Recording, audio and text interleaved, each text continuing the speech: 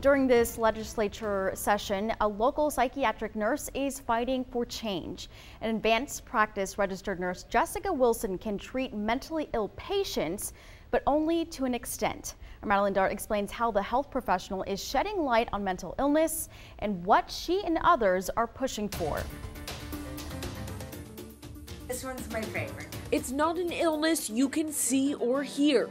It's worse. Anxiety, panic attacks, depression. Felt like I just didn't want to do this anymore. Voices talking to me, telling me to do all these awful things. Kim Garza, Andrea Castro, and Nate Crane have fought their way through mental illness. It's a true crisis. While there are psychiatrists in the Coastal Bend, the wait to see them can be months. Who's going to wait that long when they're having a crisis or they're severely depressed? Luckily, there's advanced practice psychiatric nurses like Jessica Wilson. She says there's a severe lack of mental health care in the Coastal Bend. There's people that need this care.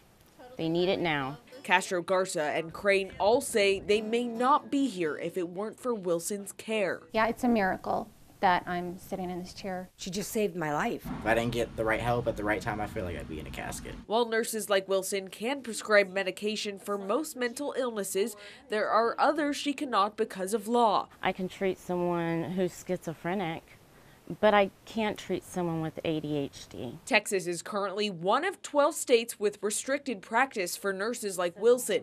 House Bill 1792 seeks to end that. We're perfectly qualified to see that patient.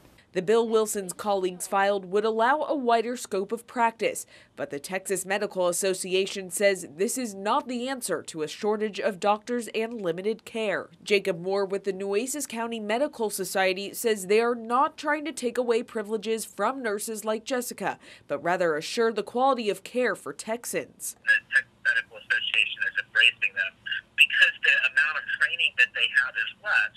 We feel very strongly that ultimately the physician should be the one who's the leader of the healthcare team. Even if some of those practitioners are excellent, reducing the licensing standard will allow a lower qualification and lower standard of care. If anything, Wilson, her colleagues, and patients hope to end the stigma on mental illness. It's absolutely nothing to be ashamed of admitting that you have. We really just want to do our job. Madeline Dart, 3 News.